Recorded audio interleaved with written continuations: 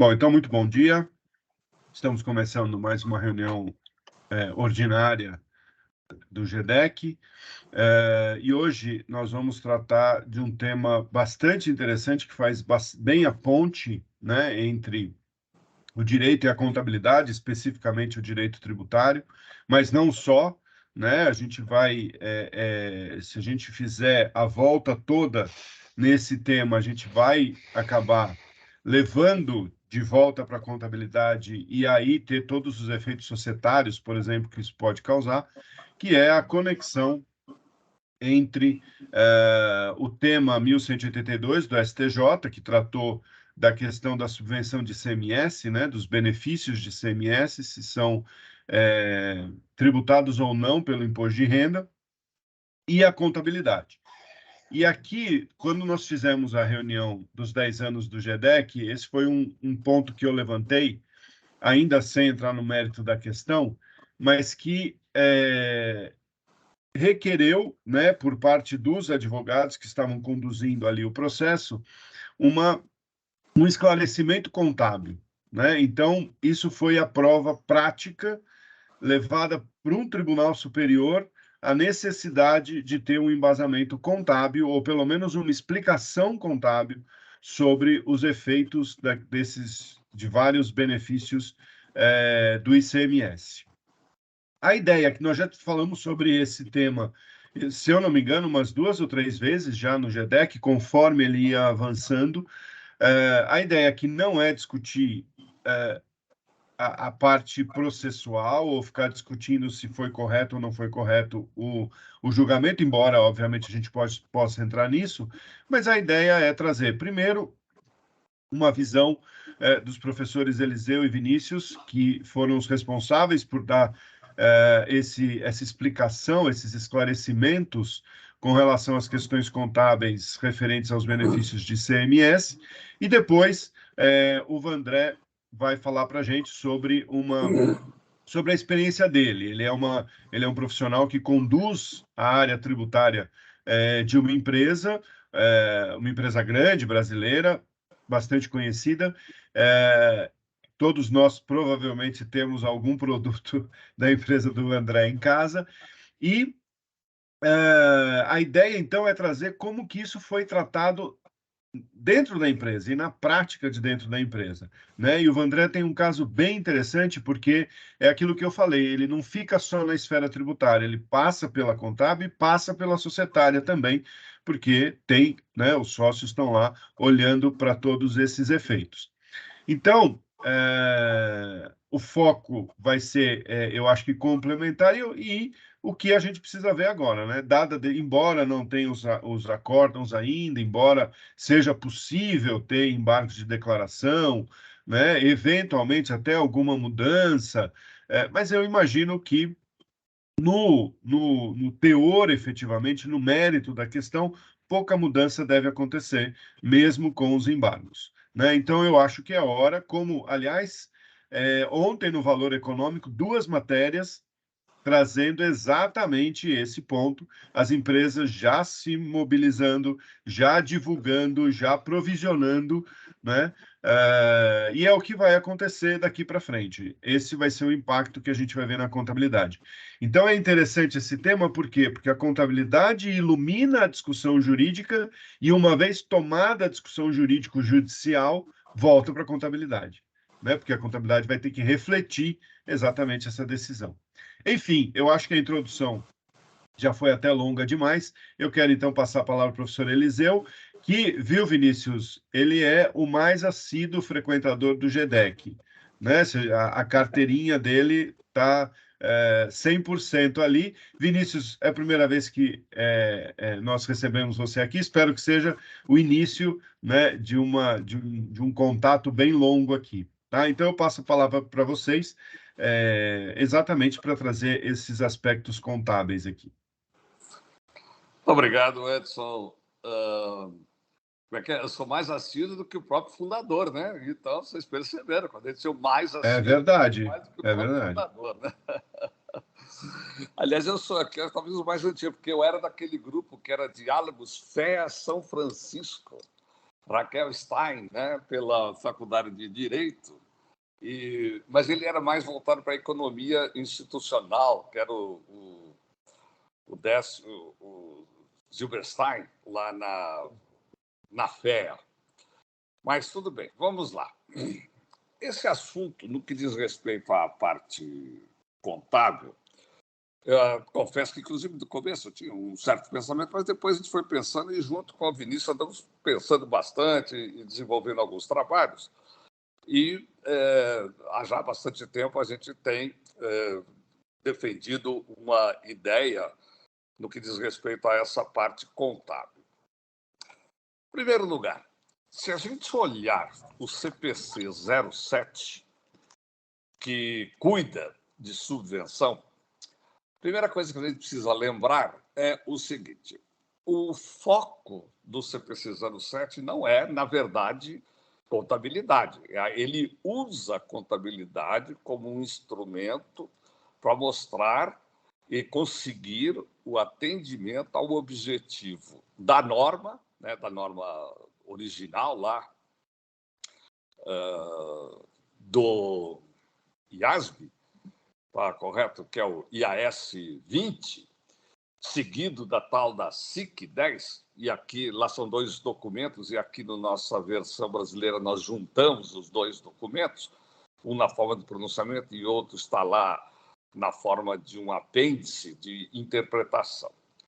Mas o grande objetivo do IASB, ao emitir o CPC 07, foi o de forçar as empresas que têm alguma diferenciação entre outras, em função de recebimento de assistências, ou de, vamos dizer, só direto falar em subvenções governamentais.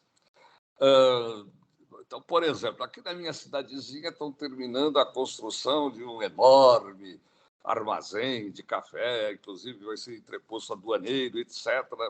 Ele ganha um terreno, ganha isenção de ISS, ele presta serviços por um determinado número de anos e ainda vai receber um pedaço do ICMS que o município vai receber do governo do Estado e da parte calculada pela própria empresa, com outras atividades que ela tem lá da área. Bem, o que acontece? Esta empresa ela vai ter uma situação diferenciada, tem uma porção de outros aqui na cidade e na região, inclusive uma enorme na minha cidade natal, né, que é aqui pertinho daqui, a 20 quilômetros daqui, Albertina, né? E o que acontece? Se fossem empresas abertas esses armazéns, é necessário que se evidencie que um deles tem uma situação privilegiada. Uma parte, o privilégio permanente, que é o terreno que ela ganha, e outra parte, que é o privilégio temporário de redução, né? Não isenção, nem será juridicamente, dos seus impostos de ISS e ICMS.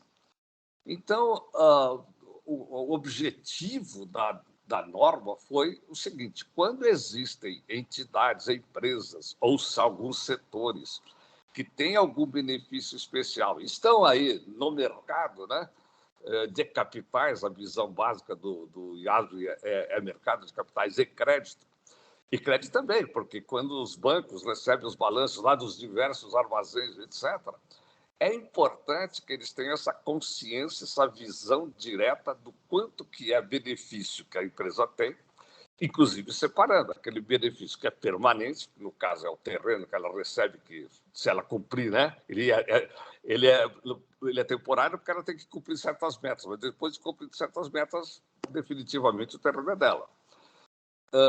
Isso tem que ser explicitado lá no balanço e na demonstração do resultado, com a apropriação desta receita de subvenção paulatinamente, na medida que ela vai cumprindo a sua meta. E é importante que os bancos e os investidores saibam também desses outros incentivos que estão a alterar a sua rentabilidade por redução de seus tributos. Então, o grande objetivo da norma é o seguinte: se há uma redução da alíquota de ICMS para o Estado de São Paulo, A gente interpreta que a norma diz não existe subvenção. Não existe subvenção do ponto de vista do CPC 07, porque ela é para mostrar entre as diferentes. Se todas são iguais, não há uma aplicação da subvenção. E a norma, para fazer atender o seu objetivo de evidenciação, ela obriga que as subvenções, estamos aqui falando sobre subvenções, passem a ser evidenciadas nas demonstrações. Bom, só que, se você tem uma redução de imposto, você tem uma redução de imposto, você tem uma despesa menor, ponto. Daí, o que a norma faz? Ela faz uso de um recurso antigo, tradicional da contabilidade, que é fazer débitos e créditos que não alterem o balanço e não alterem o resultado, mas que tenham um objetivo, no caso da contabilidade para uso externo, de evidenciação, no caso da contabilidade para uso interno, para fins de controle. E é muito comum esse uso ou melhor, não é muito comum, mas é comum, existe. Sempre existiu a possibilidade da empresa fazer lançamentos lá, débito e crédito, para finalidades diversas, sem que eles necessariamente estejam alterando resultados, alterando qualquer conta de ativo, passivo, etc. E nós tivemos já, por exemplo... Bom, vamos lá, vamos continuar. Então, no caso aqui, você tem você pode expor aí, Érica, aquela única... É muito banal, me desculpe, é exageradamente banal, mas vamos lá. Érica? Você mandou para mim pelo WhatsApp ou por e-mail? Por e-mail. Ah, tá. Também, ela é tão banal que, se não apresentar, não há problema. Não, tô exibindo aqui. Tá. Uma empresa que tem uma determinada estrutura, primeira coluna. Quer dizer, se ela não tiver incentivo fiscal, ela tem uma receita bruta de 1.000. Aí, no caso, a gente inventou aí o Vinícius que inventou, né? O ICMS de 120, a receita líquida de 880 na primeira coluna, tem um custo das vendas de 500, uma despesa de 200 e tem um lucro de 180. Se ela tiver o benefício fiscal e o seu ICMS for reduzido para 20, ela vai ter a segunda coluna, onde, obviamente, vai terminar lá embaixo com o lucro majorado neste 100. A receita líquida já aumenta para 980, o custo e as despesas não se alteram. E tem lá. Só que, se a empresa divulgar isso daí, só uma análise muito detalhada de por que o ICMS diminuiu, poderia a norma, inclusive, ter dito, não, você contabiliza do jeito que está com a coluna 2, e lá na nota explicativa você explica que o ICMS caiu para 20, ele deveria ser 120, mas você tem o benefício de 100.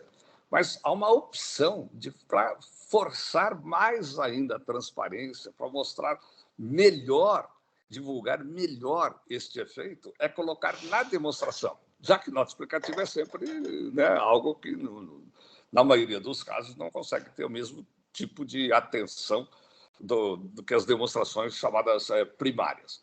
Então, vai na coluna 3 o CPC e determina o uso dessa contabilização interna, né, de débito e crédito, onde vai lá. Debita o ICMS, que lá na contabilidade está por 20, porque esse é o valor devido, aumenta essa despesa para 120. Não, mas a despesa do ICMS é 20. Não, mas a norma manda fazer o seguinte: 120 é o que seria o ICMS normal.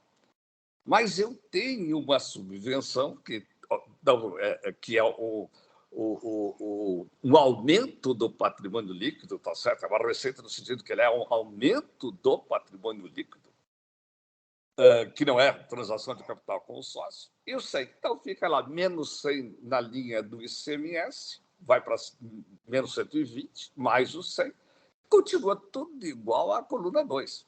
Então, reparem que a contabilização dada pelo CPC é exclusivamente para fins de divulgação. Tanto que a norma... Veja, então a norma entra na parte contábil porque usa a contabilidade, o débito e o crédito para atingir o seu objetivo. Pode, eu acho que quando já viu, pode tirar, Eric, por favor. Bom, aí o que acontece? Se a gente analisa esse. Hein? Não, nada. Sumiu aqui. Vai em frente, vai em frente. O que acontece? A gente começa a pensar direito. Essa contabilidade não é uma invenção do CPC 07, isso sempre existiu na contabilidade.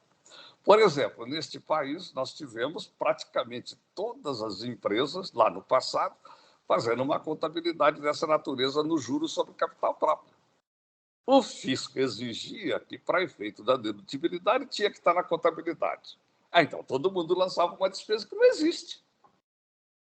Não existe despesa com juros sobre capital próprio, isso é distribuição de lucro. Mas o fisco queria que contabilizasse a despesa contra o juro a pagar e a parte lá retida. Então, era débito no resultado. Mas não pode. O ICMS disse, não pode. Vai fazer uso daquele lançamento que é da contabilidade, um instrumento ou para divulgação ou para uso interno, e aqui, no caso, para uso fiscal. Debita juros sobre capital próprio como despesa e credita juros sobre capital próprio na receita, dentro do resultado. Faz a reversão, a gente chama aquilo de reversão, a determinação da CVM. Aí você vai lá em lucros acumulados, debita o juros sobre o capital próprio em cima de lucros acumulados, e aí sim vai crédito dos acionistas, do tesouro, a parte dele, etc. Então, dentro desta linha, o que acontece? Vamos agora para aquele caso em que a empresa tem algum benefício fiscal. Primeiro, se ela pode caracterizar como subvenção dentro do CPC 07, já está determinada a maneira de contabilização, como nós vimos. Se é algum tipo de benefício que não se pode caracterizar como subvenção, porque ela não é estrita para um determinado segmento operacional, uma determinada região geográfica, ela tem uma amplitude muito grande, ela é bem genérica, todo mundo tem. Então, se todo mundo tem, não se aplica a CPC 07 da obrigatoriedade da divulgação. Mas absolutamente nada que impeça na contabilidade que ela vai e faça o lançamento contábil do mesmo jeito. Ela tem o ICMS, que era 120, agora passou para 20, mas isso é generalizado. Ela não pode contabilizar isso e divulgar como subvenção, mas nada impede que ela faça tranquilamente o lançamento contábil de débito no ICMS de 100, voltando aos 120, o crédito de uma conta, que vão ficar juntas. A única coisa é o CPC 07 diz, neste caso, você não divulga, a receita líquida já vai pelo líquido, no caso dos 980, sem ficar mostrando esta subvenção, já que ela não é característica desta empresa ou deste segmento, ela é generalizada. A única coisa nem está vedado lá no CPC 07, mas a gente sempre entende, interpreta que não está fora do objetivo dele.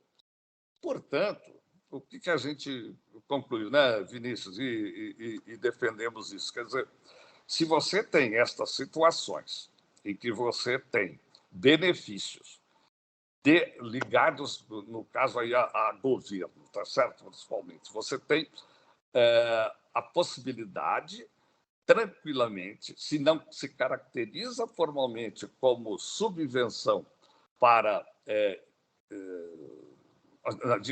subvenção, né? Não interessa se a norma não separa se é para investimento ou é para custeio, pelo contrário, ela está explícita, olha, pode ser para custeio, ela não usa a palavra custeio, mas fala para atividades operacionais ou pode ser para investimento, ela só diz, para mim tudo é subvenção ou assistência governamental. Ela não tem essa segregação.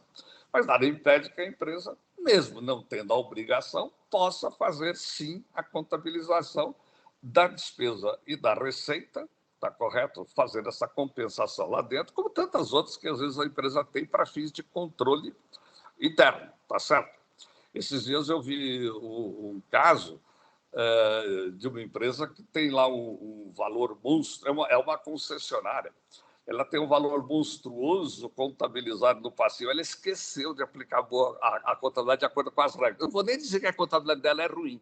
Ela tem um valor enorme a receber de reequilíbrio financeiro, subordinado a certas coisas futuras, e ela já foi lá e já contabilizou todo o valor a receber, jogou no passivo, tá certo? Como receita diferida, fazendo um lançamento. Ela tem um direito a receber, mas não é uma receita dela ainda. E ela foi lá e fez isso. É normal, você lança o direito a receber, a contrapartida é uma conta que no balanço fica retificada, porque, na verdade, é um contrato executório, porque, neste caso dela, ela só vai ter direito se ela cumprir outras metas futuras. E a mesma coisa do clube de futebol, né? Quando chega em dezembro, já pega quanto que vai receber da CBF no ano que vem e já contabiliza, não quer saber. Né? Enquanto que a contabilidade CPC 00 diz os contratos executórios, aquilo que é, ao mesmo tempo, um direito de receber e uma obrigação de cumprir, não podem ser contabilizados, a não ser quando uma norma específica determine. Então, o aluguel, que é um contrato executório, tem o direito de utilizar, tem obrigação de pagar. Eu, na contabilidade, não podia contabilizar, mas daí vem uma norma específica que diz, não, os direitos de uso, né? E, no fundo, pegou. Vamos pegar esse contrato executório dos aluguéis, de alguns os arrendamentos, etc., e que normalmente não seriam contabilizados, mas agora eu dou uma norma específica e manda contabilizar. Então, aí existe a obrigação. Não existe, tanto que ninguém faz um contrato de compras de mercadoria, vai lá e contabiliza, né? Mercadorias a receber no ativo e mercadorias a pagar quando eu receber no passivo, né? Então, o uso dessas contas, muito bem, mas uma como redutora da outra, para efeito de evidenciação, não. Então, a mesma coisa, as empresas, no nosso entender, podem sim contabilizar quando tem esses benefícios fiscais, tá certo? Inclusive imposto de renda, etc., seja lá o que for, podem fazer esta contabilização de débito e crédito, desde que isso não vá alterar ativo, não vá alterar passivo, e, se for o caso, não se deve fazer a divulgação, mas internamente, na sua contabilidade, no nosso entender, não há nada que impeça. Eu acho que isso, resumidamente, é a nossa posição. Não sei se você tem alguma coisa mais a adicionar, Vinícius. Para quem não conhece Vinícius, ele é irmão do Eric, viu? O único problema é o seguinte, viu? Eu moro aqui no interior, o Eric mora lá em São Paulo, 200 quilômetros de distância. Enquanto ele não tinha comprado a escola de música, ele vinha aqui todo fim de semana. Agora é um tal negócio de ter evento no sábado, ter concerto, né? No sábado, então ele não vem. Mas o Vinícius fez muito pior. Pílulas, ele resolve, há 7 anos atrás, mudar para a Bélgica. Bom, ele mudar para a Bélgica, o problema é dele, mas olha só, ele tinha uma cervejaria aqui a 2 andares embaixo do meu escritório, aqui na fazenda. Ele leva a cervejaria embora, gente. Mas o pior, isso é inaceitável, ele levou 3 netos belgas para lá. Então, já deixo a minha reclamação pública mais uma vez.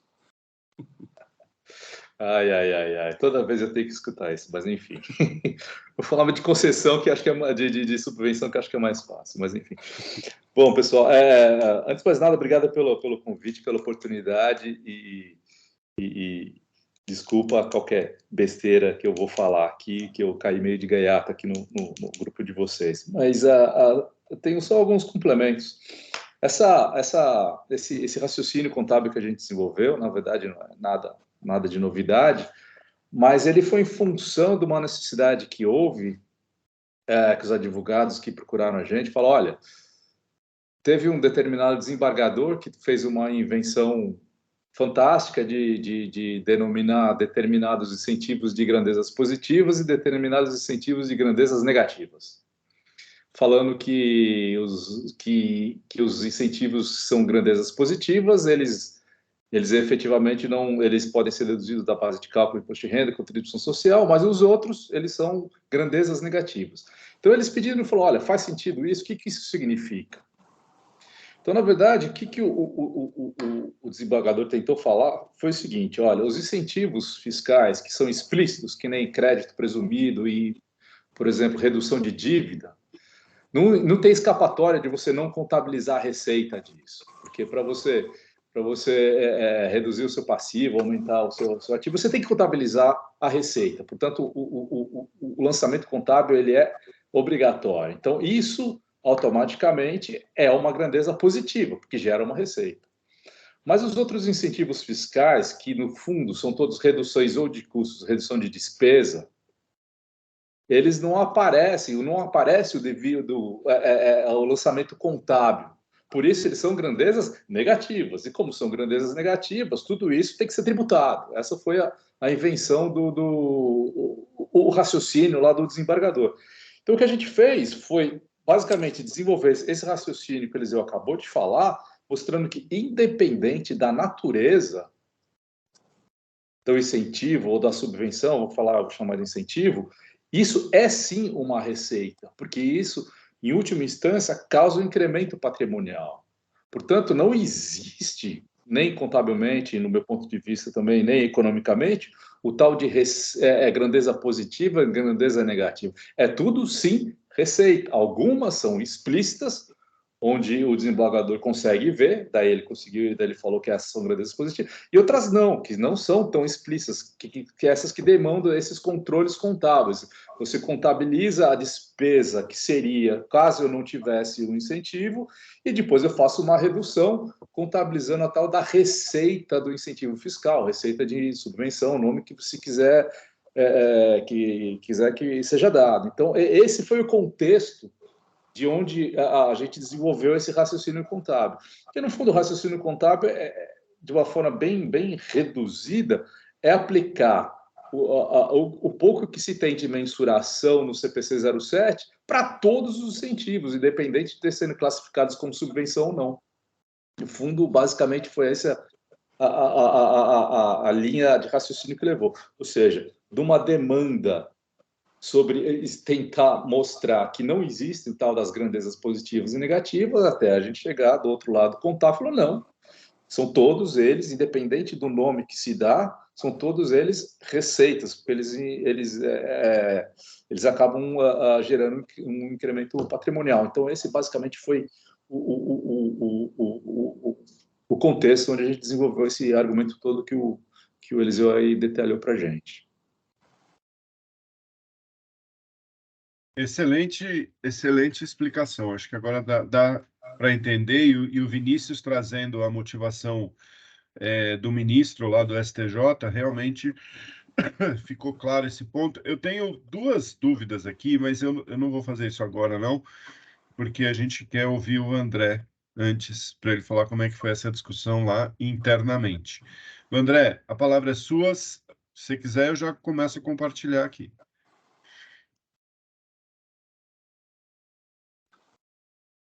Sem som.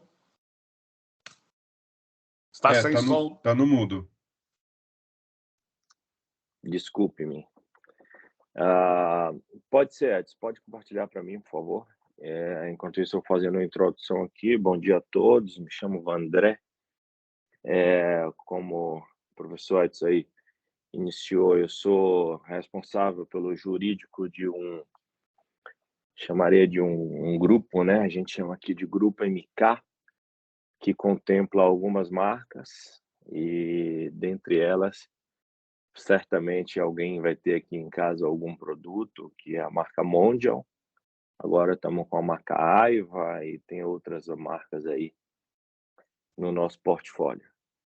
E realmente é um grupo muito grande, e por ser tão grande, na verdade, assim, no Brasil a gente não tem o problema de ser grande ou pequeno para ter necessidades contábeis e fiscais, né? Mas no nosso caso, por ser tão grande, a gente tem uma discussão um pouco mais acalorada aqui do ponto de vista dos temas contábeis e fiscais. Bom, mas pode passar, por favor, Edson? A gente foi convidado aí pelo professor para poder falar um pouquinho sobre o tema, né? O tema que eu acho que está presente em todas as rodas de discussões técnicas aí atuais, do tema 1182 do STJ, que fala de exclusão ou não dos incentivos fiscais das bases de incidência do imposto de renda e da contribuição social. E aí eu queria tomar a liberdade aqui para poder ampliar um pouco mais esse tema, e aí eu peço licença aos senhores para me distanciar um pouco da técnica contábil ou puramente jurídica, que é o foco talvez dessa rodada aqui,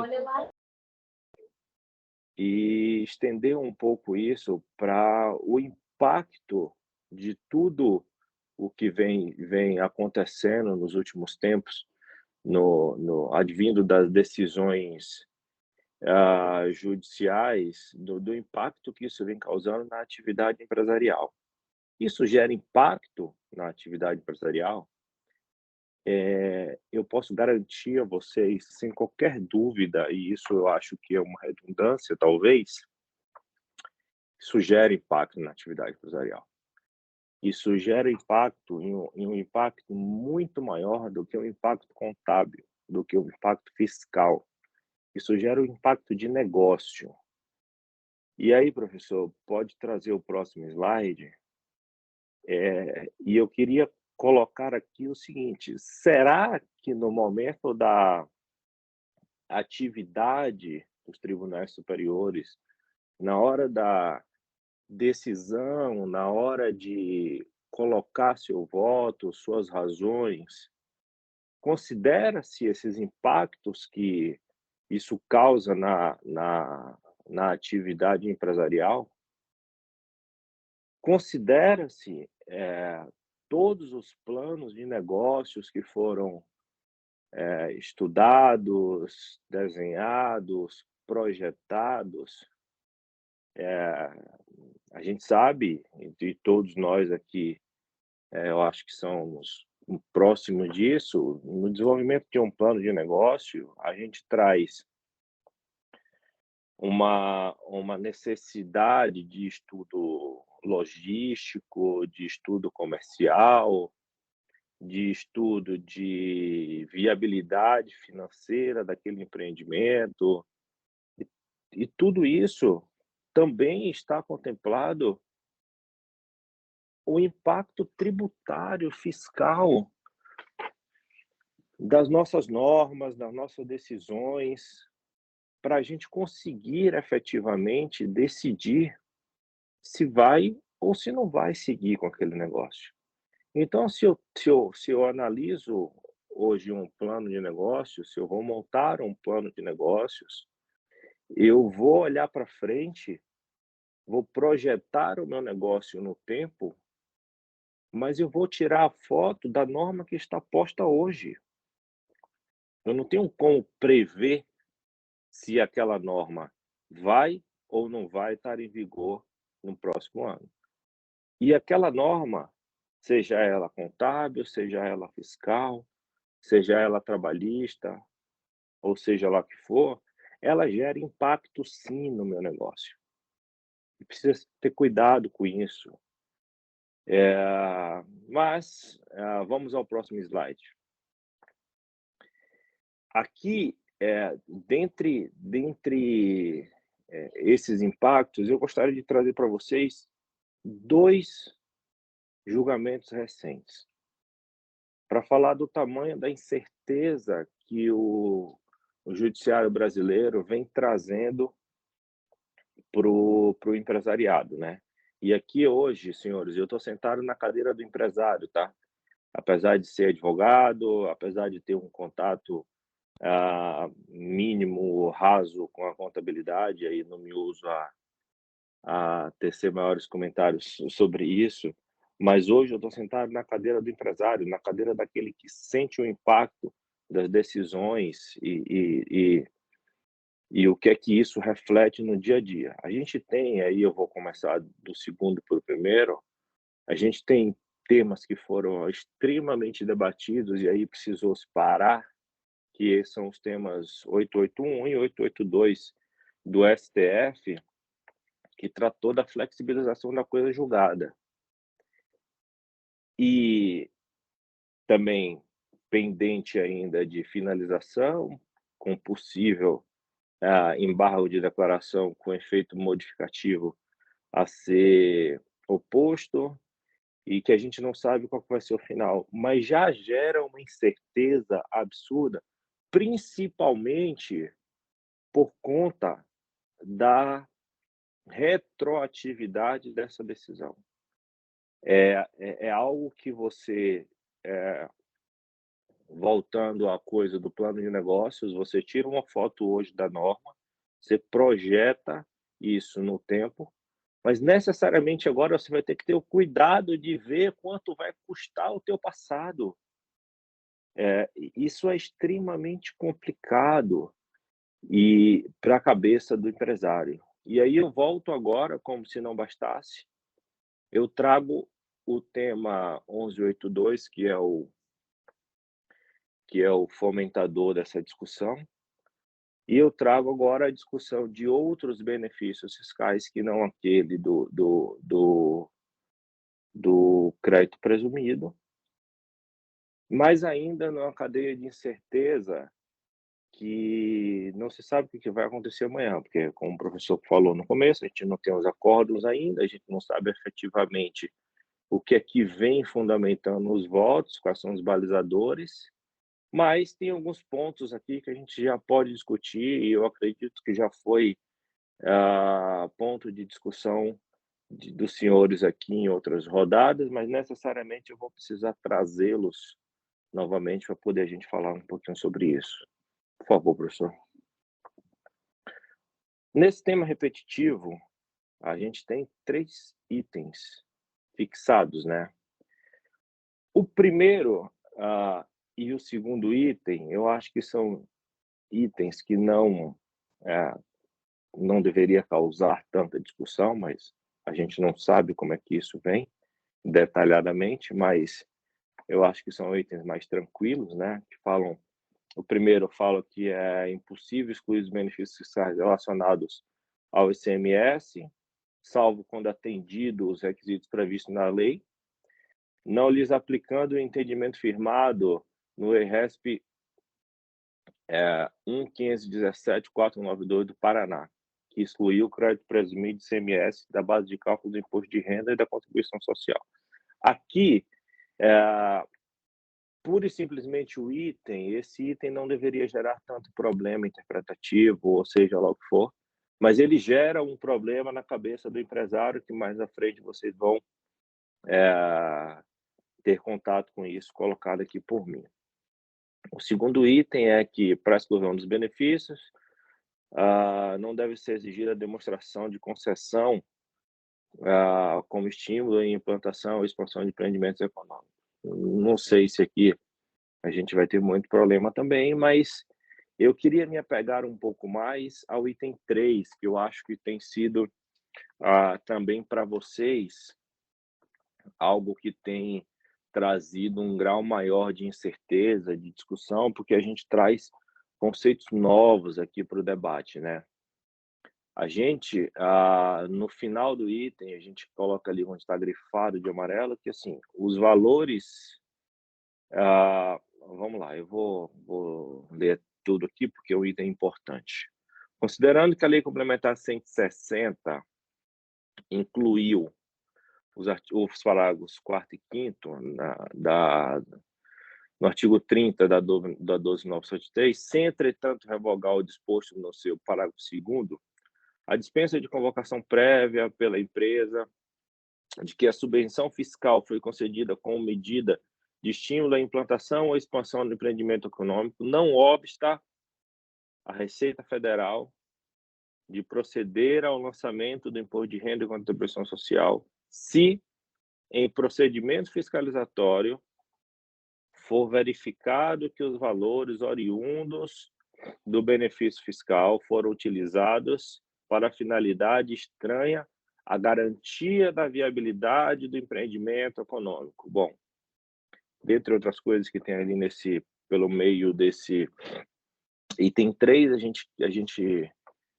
eu trago o convite para a gente se apegar ao final, garantia da viabilidade do empreendimento econômico. Bom, vamos lá para o seu próximo slide. A gente tem aqui uma primeira problemática, que é qual o conceito de viabilidade de empreendimento econômico? Diante da fixação da tese ali. Qual que é o conceito para isso? Ali na frente eu vou trazer um conceito, mas que eu não sei se é esse efetivamente.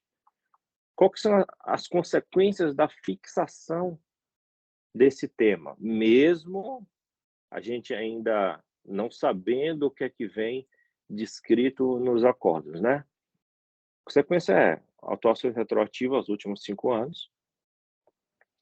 E aí, a instauração de mais um contencioso tributário, que me perdoe os colegas advogados e os pareceristas contábeis, mas isso aqui é mais um custo para a atividade empresarial, tá? Um custo, não só um custo financeiro, mas um custo de agência. Gerenciar todo esse contencioso tributário é extremamente nocivo para a atividade empresarial. Eu tenho um custo aqui agora financeiro de 34%, porque é a soma das alíquotas de imposto de renda e contribuição social, e aqui eu estou tratando de uma empresa de lucro real, tá? Para atividade econômica. E esses 34% é 34% do incentivo, né? Talvez aqui ficou um pouco raso a explicação, mas eu tenho a possibilidade de inviabilização da atividade em razão da formatação que ela trouxe com relação à margem de lucro dessa atividade. Talvez esses 34% sobre o incentivo é exatamente a viabilidade lucrativa que o negócio tenha.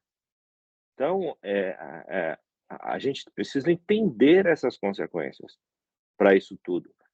E aqui eu não estou dizendo que o certo não deve ser feito. O certo deve ser feito. Se a norma estava equivocada ou se a norma não estava equivocada, temos que fazer as devidas correções. A gente precisa ter visibilidade das consequências disso. Vamos para o próximo slide, professor. E aqui, na cabeça do empresário, eu tenho o primeiro conflito instaurado. Primeiro conflito. Ele fala assim, bom, mas o IRESP 1.517.492, ele tratou de crédito presumido, certo? E o tema 1182 tratou do STJ, tratou de outros incentivos, certo? Tá bom.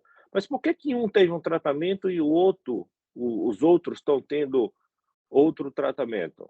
Mas qual que é o motivo do conflito? O Pacto Federativo.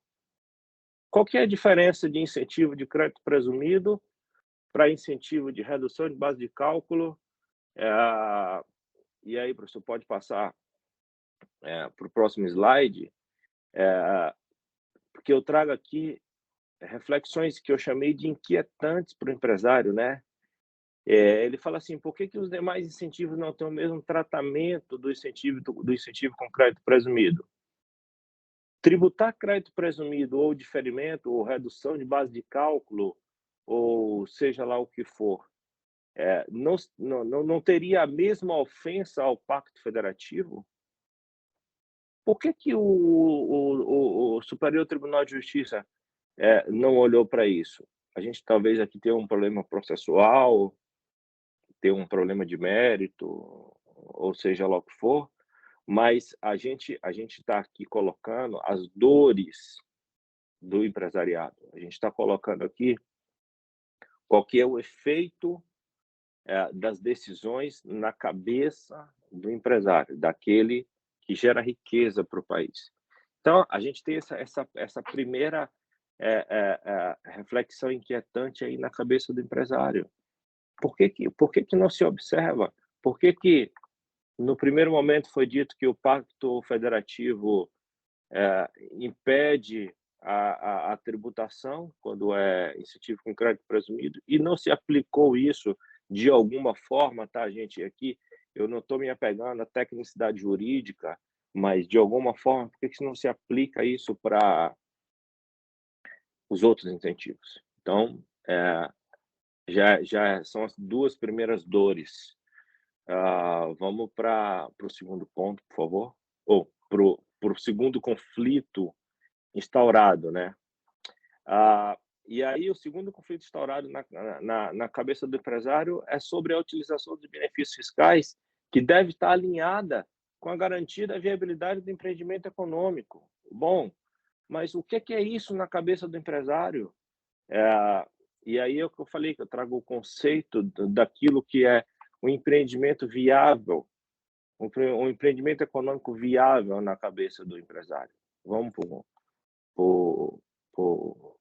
para a próxima reflexão, que é... Não, volta um pouquinho, professor, só para eu pulei aquela reflexão ali, isso. O que seria a viabilidade do empreendimento econômico para o judiciário e para a Receita Federal? Isso aí é o maior receio hoje que o empresariado tem. A gente não sabe efetivamente como é que vai ser definido esse conceito. Utilizar incentivo fiscal para algo estranho à viabilidade do empreendimento econômico, gente, isso é de uma subjetividade assaz. Eu dizia que é uma subjetividade nociva para a atividade. E aí, no próximo slide, a gente tem aqui uma definição para o empresário do que é um empreendimento economicamente viável na cabeça dele. Quando ele lê aquele item, o que ele pensa? Qual que é a sensação que ele tem? Bom, o empreendimento viável para mim, e é aonde eu olho, é onde eu projeto, é aonde eu trabalho, é aonde eu desenho isso no meu plano de negócio, é um empreendimento que dê lucro. É um empreendimento que distribua este lucro, porque o sócio, o acionista, ele precisa ter o retorno da atividade empresarial. É um empreendimento que consiga reinvestir na operação. É um empreendimento que consiga gerar emprego e renda, recolher tributos. Ou seja, ao final, é um empreendimento que consiga cumprir a função social da empresa. É princípio da atividade empresarial isso. E aí, por favor, o próximo slide, professor. A Receita Federal, diante de todo esse cenário de incerteza, já entrou em ação. E aí eu não sei quanto dos senhores têm contato com essa primeira ação da Receita Federal com relação a esse tema, mas ela endereçou para 5.000 empresas um documento intitulado Pedido de Providências, onde na primeira linha do documento estava consignado aqui o seguinte: este pedido está pautado na decisão do STJ. E aí, no decorrer do documento, o professor pode passar? O que é que tem, resumidamente, no documento? E aqui eu coloquei de uma maneira um pouco mais desprendida das formalidades, tá? Tem no documento o seguinte: o STJ decidiu. É a primeira linha do documento. Segundo, vimos indícios de que você, empresa, excluiu indevidamente os incentivos da base de cálculo do imposto de renda e da contribuição social. Mas, contudo, porém, todavia, estou sendo muito legal com você, empresa.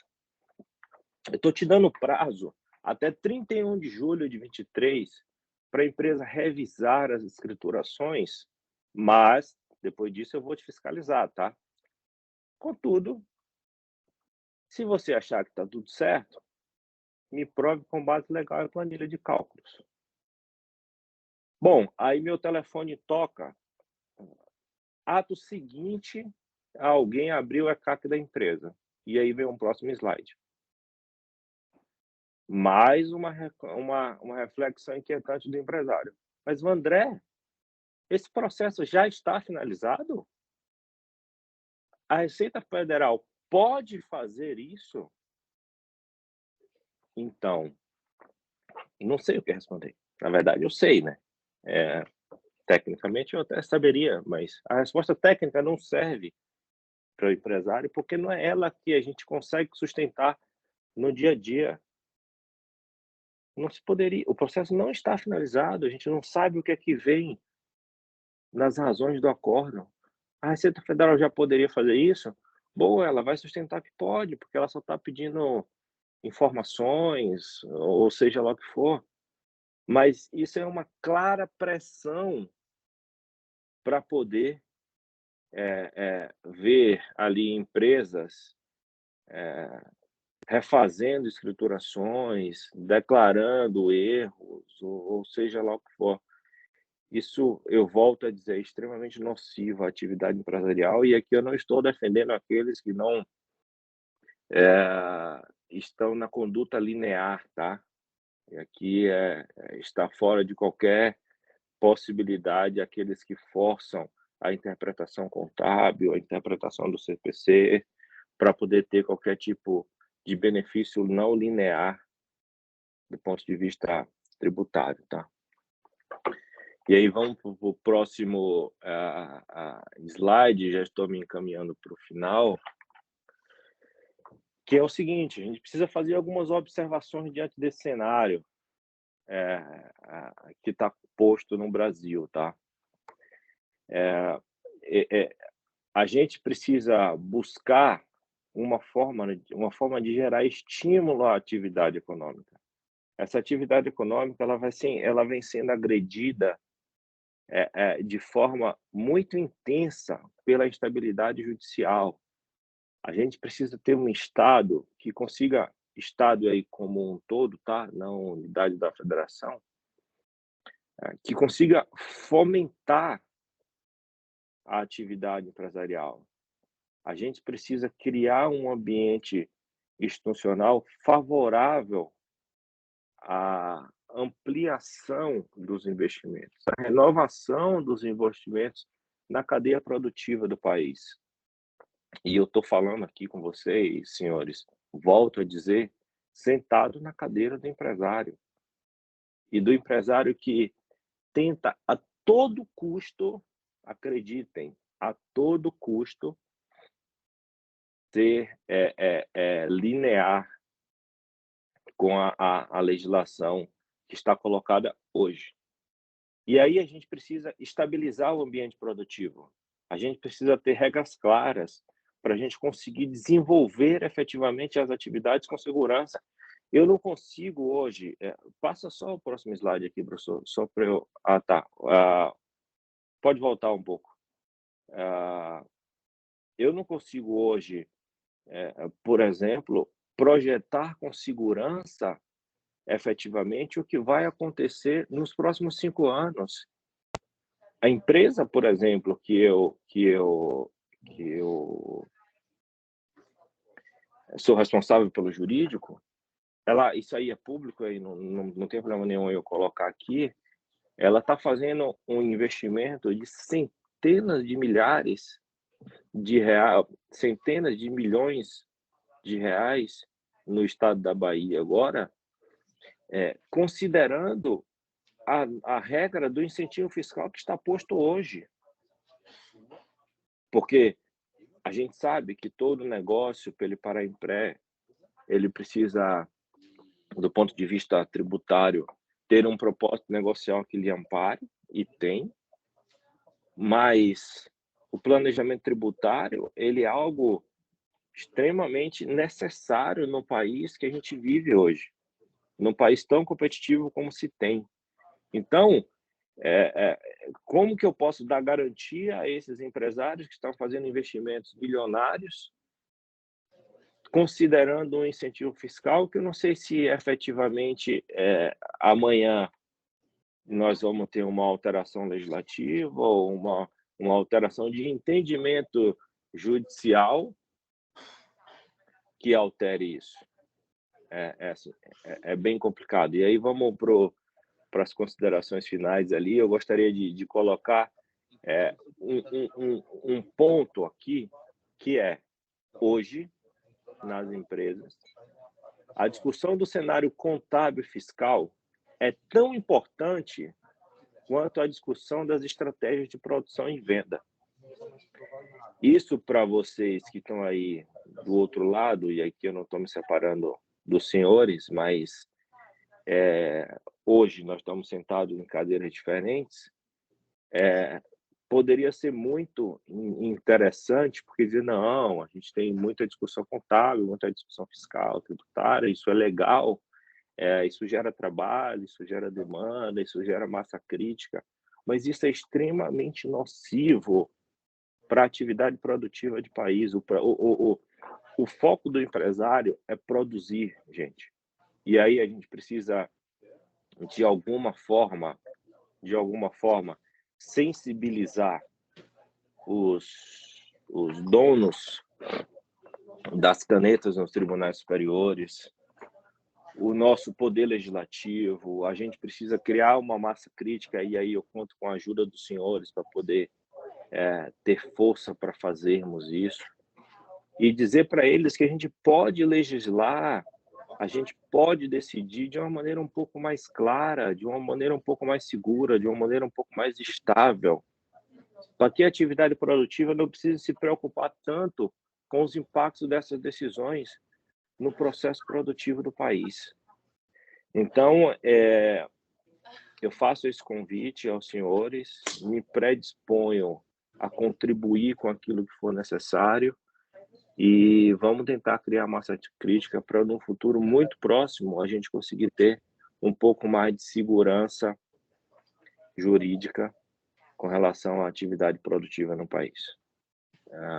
Era isso, muito obrigado, e estou à disposição dos senhores.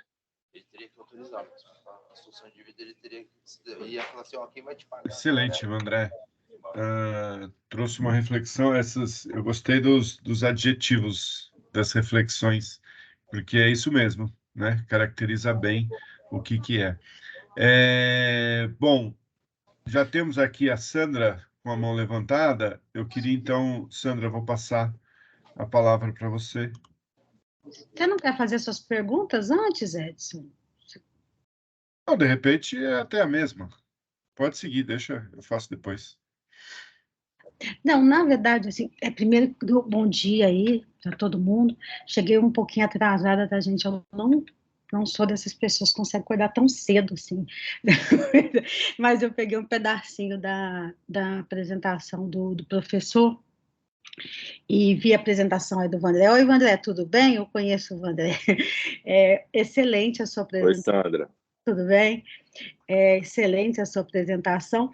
Eu acho assim que a apresentação do Vandré, eu acho que é meio que uma das poucas unanimidades que a gente tem no Brasil, né? Hoje a gente vive realmente um cenário caótico, não que também tenha piorado muito. Eu vou ser muito honesta para vocês, eu não entendi o que a STJ decidiu, tá? Então, assim, se a Receita acha que entendeu, ou se os contribuintes acham, que bom para eles, mas assim, enfim, eu não entendi, tá? O que eu acho, tá, que talvez seja uma linha a ser pensada, mas eu não sei se os ministros do STJ chegaram a pensar nisso, né? Quando eu tenho crédito presumido, eu tenho, de fato, uma nova riqueza que entra na empresa. Tá? Então, eu tenho um imposto que foi devido, eu tenho um imposto que foi pago, eu tenho um imposto que foi destacado na nota fiscal, obviamente, e eu tive uma redução do meu passivo. Ou seja, eu tive uma receita. Houve um lucro a ser incluído e um lucro a ser excluído. Tá? Por que os estados fazem isso? E aí eu não estou nem me pegando a questão aqui do custeio e do investimento, não. Mas, normalmente, esses créditos presumidos são para atração do investimento, né? Quando eu acho que colocou a base de cálculo, a isenção, todo mundo junto, a redução, eu acho que o que aconteceu, na minha opinião, é que se faltou, e aí eu acho que talvez seja impossível, mas enfim, olhar o caso a caso. Eu teria que olhar o caso a caso de cada situação. Porque, por exemplo, quando eu vou para o setor farmacêutico e para o setor de cosméticos, eu tenho ali redução de base de cálculo que ela não transfere nenhuma receita, ela não transfere nenhuma renda para a empresa. O que ela faz simplesmente é reduzir a base de cálculo do ICMS para poder netar com o PIS/COFINS, que é o PIS/COFINS da monofásico. Ou seja, eu tenho uma redução de base de cálculo que ela só tem uma única exclusiva função: setar o impacto do PIS/COFINS monofásico. Ela não tem nem renúncia fiscal, tá? Então, eu já tiraria o setor de farmacêutico e de cosmético inteiro dessa discussão. Outro caso, eu fui assim, o que mais me deixou pasmas nessas discussões da STJ é a gente estar discutindo cesta básica, que foi aquela decisão que foi a do Paraná. O benefício da redução da base de cálculo, da cesta básica, ele também não visa nenhuma questão de empreendimento econômico. Ele, na verdade, visa, e eu acho que isso é óbvio, reduzir o preço do produto básico da comida, tanto que ele é aplicado, tanto que eu, empresário, se eu produzo na mesma fábrica um produto que ele não está na cesta básica e um que está na cesta básica, um vai ter o benefício e o outro não. E o mesmo produto, ele só tem o benefício se ele é vendido para o consumidor final. Porque se eu vendo aquele mesmo produto para ser insumo, ele não tem benefício. E por que ele não tem benefício? Porque o convênio da cesta básica, ele é um convênio dedicado a produtos para consumidor final, que vai ser redução de preço para a população. Ou seja, eu não tenho nenhuma viabilidade de econômica. A empresa não teve nenhuma receita ali. Entendeu? Ela não tem nada a ser excluído, porque nada foi incluído. Tá? Então, o crédito presumido e a isenção são coisas absolutamente distintas. Inclusive, a isenção, a gente tem aquela discussão doutrinária, desde a época de Rubens Gomes de Souza, Bulhões Pedreira, todo mundo, que se eu estou dentro do campo da incidência, quando eu tenho a isenção, e aí eu tenho uma dispensa de pagamento, tá? Ou se eu tenho, na verdade, e eu acho que hoje eu tendo a concordar com isso, eu não tenho sequer obrigação tributária na isenção. O imposto nunca foi devido. E é isso que a gente tem que ficar muito claro. Na isenção, o imposto nunca foi devido. Nunca existiu passivo. Jamais existiria. Então, não houve nenhum benefício fiscal, não houve nenhuma subvenção, tá? Não existiu nenhuma renda para a empresa adicional. A hora, se ela excluir, eu não sei nem como é que exclui isso, porque é um negócio que não existe em documento fiscal nenhum, né? É um número que eu vou lá e calculo 18%, supondo que seria 18%, porque não necessariamente precisa ser.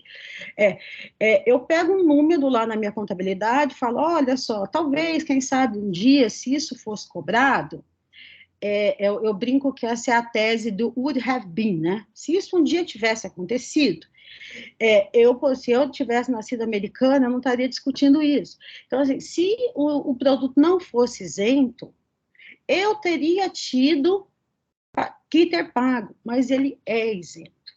ele não é tributado. Não nasceu obrigação tributária. Não existe incidência tributária. Não houve receita incluída a ser excluída. Então, eu acho que eu não sei o que o STJ quis dizer, também não consigo entender o que é riqueza negativa, né? Porque eu gostaria de ter uma riqueza negativa, mas o que é importante dizer é que na isenção, no diferimento e na redução de base de cálculo, a empresa não tem nenhum ganho, ela não tem nenhuma receita adicional. Ela, no fim do dia e no início do dia, ela tem a mesma receita. Porque se pegar esse valor hipotético, esse valor would have been, e excluir ele do ICMS, o que eu estou excluindo, na verdade, é renda. O que eu estou excluindo, na verdade, é preço. E não é a intenção, a legislação não exclui renda, ela não exclui preço. O que é para ser excluído é a subvenção, e não existe subvenção. Então, existe, assim, uma diferença, assim, eu diria assim, que a diferença entre o crédito presumido e a isenção é tão simples quanto, num caso tem receita, no outro não. Então, é isso que eu não sei o que eles quiseram falar, se eles conseguiram entender, se eles conseguiram chegar nisso. E aí o que eu reforço é isso, entendeu? Tem que olhar caso a caso. Para que existe a redução de base de cálculo de cosméticos? Para que existe a redução de base de cálculo de cesta básica? Para que existe quando tem manutenção de crédito de ICMS, quando não tem direito à manutenção de crédito na isenção?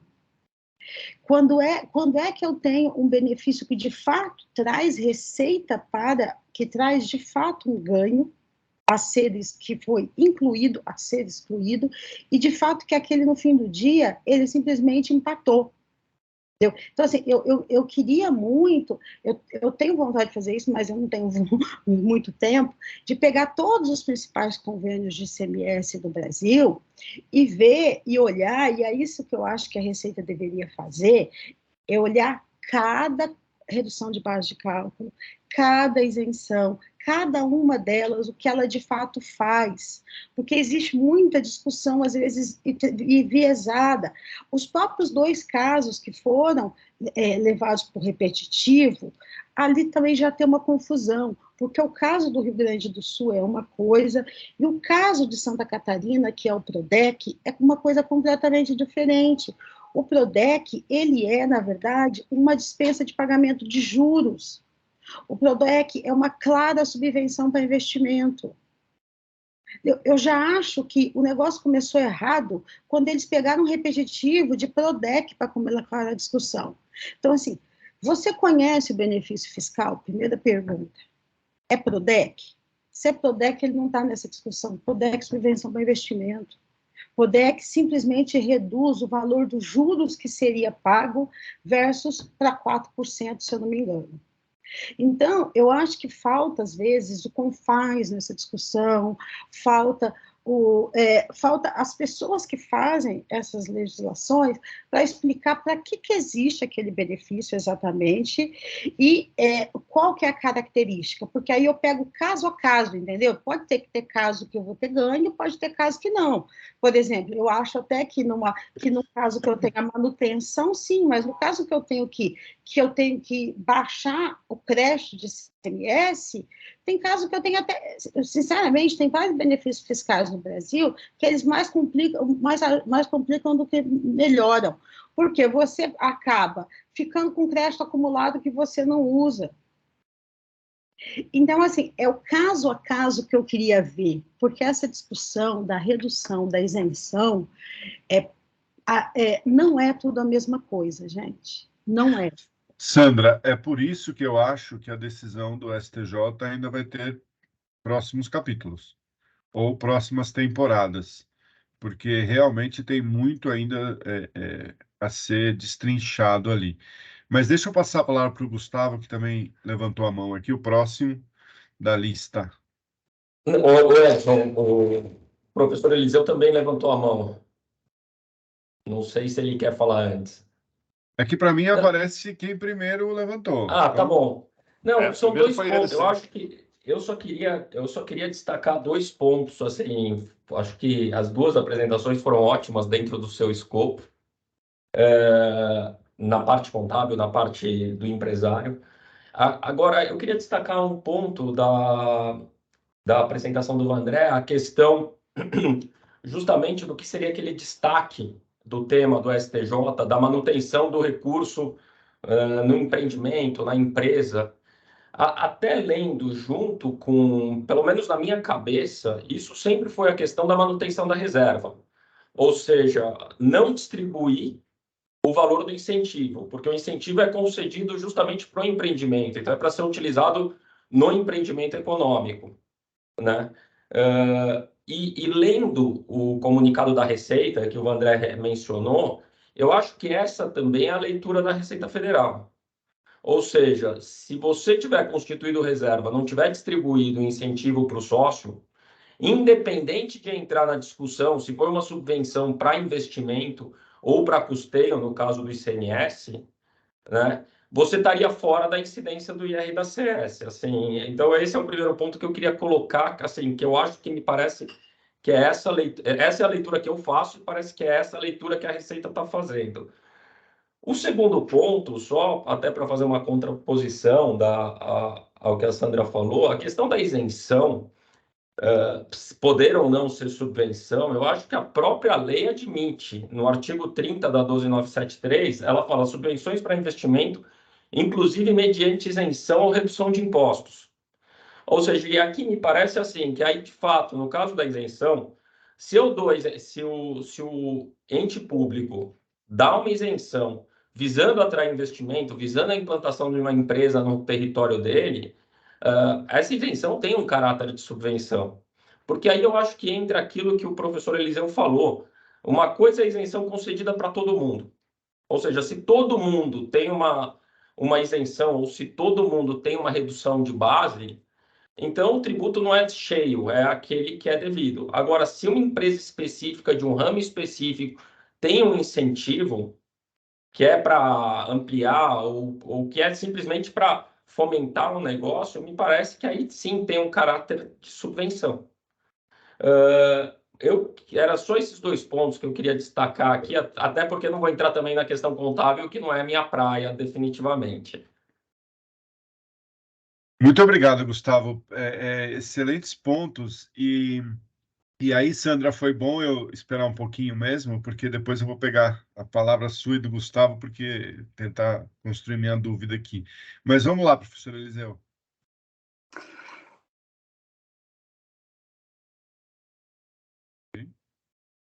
Tem muito de aparência nessa história. Quando você diz você tem um crédito presumido, na verdade, você tem um direito de pagar menos imposto. Nós decidimos contabilizar o crédito presumido no ativo. O que poderia ser simplesmente é isso ser registrado, nem registrado na hora de cálculo, isso aí poderia ser controlado extracontabilmente, porque depois ser feito o abatimento na hora do imposto. Acontece que é mais visível. Vamos colocar lá. Então, quando é aumento de ativo, é fácil a gente visualizar. Quando é redução de passivo, às vezes a gente tem um pouco mais de dificuldade de perceber que ele também é um aumento de patrimônio líquido.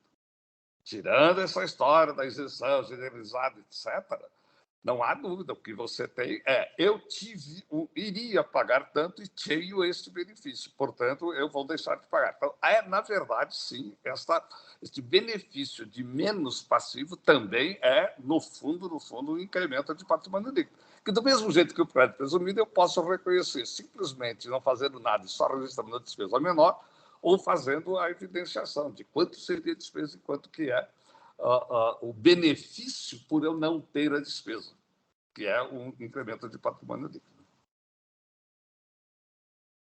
Ótimo. Eric?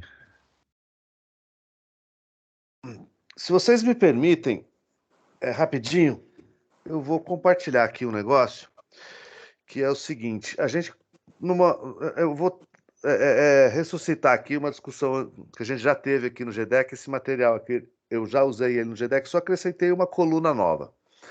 E aqui eu quero falar, não pelo ponto de vista contábil, não pelo ponto de vista jurídico, quero tentar falar pelo ponto de vista econômico. Posso estar falando uma enorme bobagem, mas eu fiz a seguinte conta. O camarada tem uma venda que ele vende arroz para cesta básica, tem uma receita de 1.000. Supondo que ele não tem nenhuma isenção, que ele não tenha nada, ele teria uma despesa de ICMS de 18% de 180, teria um lucro antes do imposto de renda de 820. Ele pegaria esse 820 e não teria receita de subvenção nenhuma, lucro real, IR de 279, faltou calcular o lucro líquido aqui, mas isso é irrelevante. Ele teria um lucro líquido de 541. Beleza. Aí, você vê o seguinte, o governo estadual, vai lá e fala o seguinte, eu tiro o ICMS porque eu quero que você deixe esse produto mais baixo. Tá bom. Aí o cara vai lá e tem a mesma receita de 1.000, porque beleza, ele não fez. Será que ele teria uma receita de 820 aqui?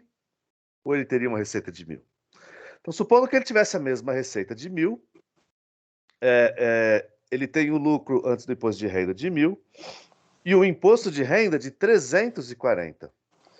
Então, o lucro dele foi aumentado em 119. O lucro dele não foi aumentado em 180. A subvenção que foi dada foi uma subvenção de 180. E aqui a gente está supondo que não reduziu o preço. Porque eu usei o exemplo da cesta básica, mas poderia ser qualquer outra situação. O que é esse 119? Esse 119 nada mais é do que o 180 vezes 0,66, que é o valor do 180 líquido do imposto de renda. Então, o que acontece? Quando o governo estadual dá uma redução de alíquota, zerou a alíquota, há uma transferência de recursos do Estado para a empresa. Ao você não poder deduzir fazer essa questão da exclusão da receita, o que acontece? Você tem a transferência de 34% de 180, 34% de 180 do Estado para a União, que é a história do Pacto Federativo. Quer dizer, quando você faz essa redução aqui, dessa alíquota, e você não permite fazer a exclusão, o que acaba acontecendo? Você está fazendo uma transferência de quem deu o incentivo, e a gente está falando de uma transferência de 34%, de quem deu o incentivo para a União.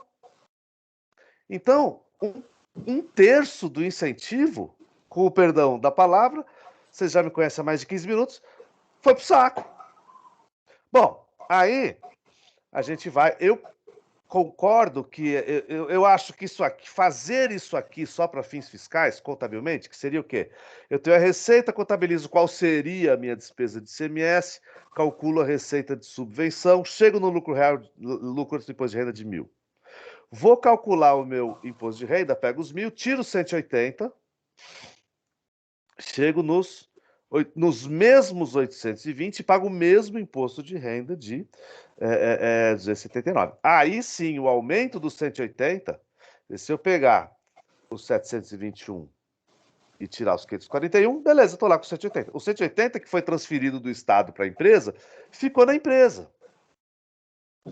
Então, a questão aqui, e aqui eu não estou querendo entrar eu particularmente acho fazer essa contabilização só para poder fazer a exclusão, tudo bem, para controle é uma coisa, não precisa fazer uma exclusão e ela precisa estar obrigatoriamente registrada na contabilidade, enfim, isso é um problema de formalização da Receita Federal, mas se a Receita Federal entende que você tem que ter essa receita contabilizada, porque contabilizemos lá, não tem problema nenhum, até porque o que vai aparecer no final das contas, vai aparecer esse 180 numa nota explicativa direitinho, nem aparece na DRE. E tem que aparecer mesmo. Bom, aí é o seguinte. A questão que eu queria trazer e mostrar é uma questão muito mais em termos de para que serve o incentivo. Você está incentivando. Tudo bem, a cesta básica não é um incentivo do cara. Deveria haver uma fiscalização de que esse cara aqui deveria, de fato, cobrar 820 e ter o mesmo 820 de lucro, ter o mesmo 279 de imposto de renda, sem ficar com 180, porque, teoricamente, esse 180 deveria ir para baratear o custo da cesta básica. Então, esse é um caso que a gente tem que discutir. Realmente, se dar incentivo para as empresas, você de fato vai baratear as coisas ou você só vai aumentar o lucro do empresariado. Então, mas isso é outro problema. Eu posso estar fazendo incentivo regional, que nem o cara que está construindo o entreposto comercial lá na longínqua terra do Espírito Santo do Pinhal. Esse cara está recebendo um monte de incentivo para ele ficar mais rico, para que ele vá lá e faça aquilo, e gere emprego, e desenvolva a região, etc. e tal. Aí eu vou lá e tributo um troço desse daqui. Tudo bem, vamos fazer uma isenção. No caso dele lá, ele vai fazer essa contabilização, mas vamos fazer uma isenção para todo mundo que quiser fazer entreposto aduaneiro no Brasil, no estado inteiro. Pronto, acabou. Você já pegou 34% dessa isenção e transferiu para a mão da União. Então, acho que além das questões contábeis, das questões jurídicas, a gente tem uma questão de política pública econômica. Para que eu quero fazer incentivo? O que eu estou de fato incentivando? E se eu estiver incentivando uma certa atividade para que ela aconteça e gere empregos e tal, se for generalizada, eu não faço isso aqui, e aí eu estou transferindo do ente que dá o incentivo para a mão da União. E estamos vivendo os tempos estranhos, né? Tempos estranhos. Bom, já faz... Que eu me lembre, faz 50 anos que estamos vivendo os tempos estranhos. Acho que a gente sempre está em tempos estranhos. Mas era só isso mesmo que eu queria mostrar. Não sei se... Espero que esse raciocínio esteja certo. Eric, deixa aí. Deixa aí a planilha. Porque as minhas dúvidas estão aqui. Primeiro ponto, eu acho, e assim, juntando o que a Sandra falou, que o Gustavo, até o que você falou, Eric, eu acho que a cesta básica talvez não seja um bom exemplo, mas ele está lá na discussão, né? Tem ação judicial querendo discutir a cesta básica. Então, eu não sei, você está mexendo? Porque para mim está sumindo a tabela. Tá sumindo a Voltou, tabela? voltou. Tá aí? Então, no caso, não, para mim voltou. Beleza. No C, na coluna C, se eu sou obrigado a repassar isso no preço, porque tem alguns benefícios que eles dizem expressamente, é obrigatório repassar no preço. Se eu repassei no preço... Aí eu teria aqui 820. Isso. E aí, então? Aí seria 820. É que isso aqui eu copiei do PowerPoint, ele não está... Não, tudo bem. Mas... Aí vai ficar 0 a 0. Vai ficar 0 a 0. Isso. Então, esse é o ponto. E aí a minha primeira dúvida. Essa que é a questão, né? Para que é essa subvenção? Oxe. Não, tudo bem. Mas aí a minha primeira dúvida é... Seria assim. Se eu tiver que demonstrar... Eu tive que repassar no preço. Uhum. E eu tiver que demonstrar, usar a coluna D para demonstrar o que eu estou fazendo, eu vou acabar gerando um lucro que efetivamente não existe. Aí é um pouco o que a Sandra está falando. E se ainda mais, Gustavo, se nessa hipótese de repassei no preço e calculei a subvenção de forma a demonstrá-la, se eu tiver que fazer a reserva de subvenção, eu estou constituindo a reserva com um lucro que não existe. Isso quer dizer, eu estou diminuindo o lucro do meu acionista. O Edson, deixa eu só ver, talvez eu não tenha entendido o que você disse. Eric, situação, Eric, Oi? A célula C7 é 541. É que você não botou fórmula aí. Tá. Não, beleza, obrigado. O que eu tô querendo entender aqui é o seguinte: se eu ter que usar isso aqui, esse mecanismo, para demonstrar isso aqui. Mas aí que tá. Nesse caso, a subvenção não veio para a empresa. Então, portanto, não tem que fazer isso aqui. Então, Eric, Não mas teve nenhum aumento patrimonial para a empresa. a discussão que foi levada para o STJ não faz essa distinção. E aí, se eu tiver que lançar 180 a mais, 180 a menos, eu vou estar gerando uma confusão na minha demonstração de resultado. Mas o ponto é o seguinte, e aí é contábil, porque o que acontece? E aí, professor Eliseu, a sua apresentação foi ótima, porque falou assim, aquilo que está, né, ou até o Vinícius complementou, aquilo que o STJ entendeu como grandeza positiva, que é o crédito presumido, ok, aparece uma receita lá, ou é mais fácil de aparecer uma receita. Na grandeza negativa, seja lá o que isso for, mas eu acho que ficou bem entendido aqui, que não, o governo não dá nada, ele tira, na verdade, então ele concede a isenção. Se eu fizer esse lançamento contábil, sendo uma isenção da cesta básica, que eu tenho que repassar no preço, se eu fizer o lançamento D para demonstrar, isso não vai prejudicar o meu e ter que constituir a reserva, porque aí, Gustavo, eu acho que eu concordo com você que uma das questões do STJ, que não tem muito o que discutir, é ter que constituir a reserva. Nesse caso, eu não vou ter o lucro para constituir a reserva, porque eu só fiz isso para uma maneira de demonstrar. Essa é a minha primeira dúvida, se eu não vou ter esse impacto. A segunda é se ficou clara na apresentação do professor Eliseu que eu não preciso demonstrar todas as receitas. Ok, entendi. Mas a finalidade do CPC 7 é mostrar o que uma empresa tem que a outra não tem, em termos de subsídio. E aí, nesse ponto, o que eu tenho visto? Muitas empresas que têm exclusão na nota explicativa de conciliação de imposto de renda, tem exclusão de subvenção, mas não tem receita.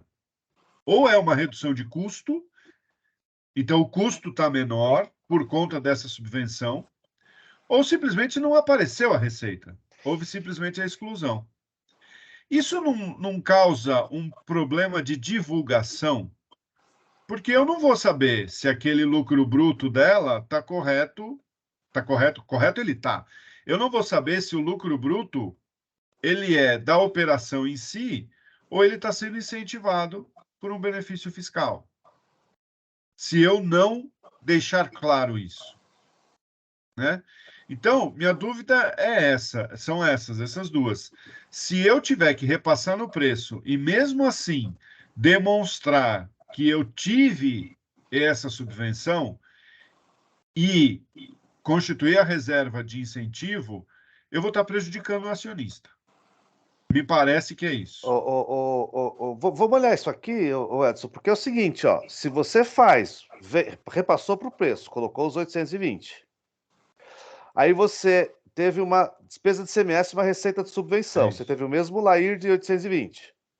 Aí você vai calcular 820, tira a receita de subvenção 180, lucro real 640, tem o imposto de renda 218. Qual a diferença desse 218 para o outro imposto de renda original? 61. Nesse caso, você criou uma subvenção de 180 para reduzir o preço e gerou uma redução de imposto de renda.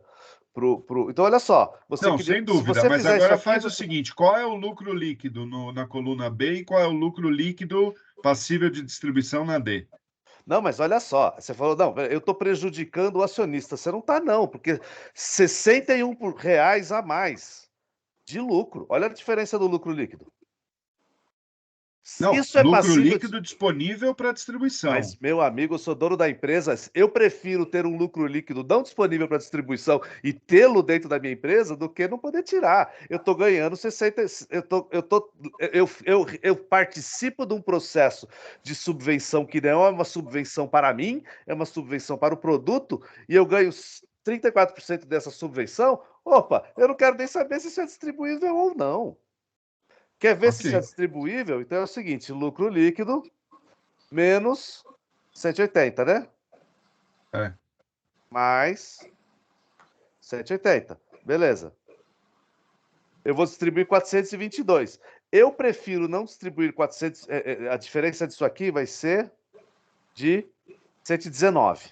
Eu prefiro não ter que ter 119 a menos para distribuir, mas ter 61 a mais na minha riqueza, incluindo eu e a empresa, do que não ter. Tá. Eu não vou falar, não, prefiro ter 541 de lucro só para poder distribuir o 541. Tá. Ok, isso pode ser uma decisão do empresário, mas se eu sou uma companhia aberta e tiver investidor que está olhando para o dividendo, isso pode ser importante. Mas ok. E no infinito, quando as paralelas se encontrarem, eu não vou ter caixa para fazer isso, porque eu não tive nenhum reflexo no meu caixa. Mas, enfim, ok, superada essa questão. Agora, senhores, eu não teria senhores, Tem caixa, deixa eu só fazer uma observação aqui, André, por favor, porque eu me perdi um pouco aqui nessa coluna D. Quando eu tenho um preço, e aqui onde tem receita, eu estou falando de venda de mercadoria, eu tenho um preço de 820, eu não posso comparar. E aqui eu estou tomando por base um ICMS de 18%, talvez, porque eu estou aqui numa base 1.000, quando eu comparo com o D, que está dando 180, isso aqui não vai dar 180 em cima de uma receita de 820. Não, mas aí o ICMS é zero. Então, nessa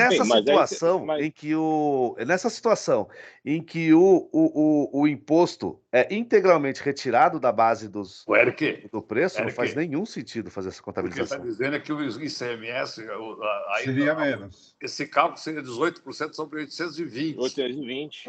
Não, gente. Pode fazer 18% sobre 820. Você vê. Mas, bom, até poderia ser, mas o efeito é o mesmo. É o mesmo. Muda os números só. Se você colocar isso aqui vezes 18%, você vai ter aqui, no final das contas, o mesmo efeito.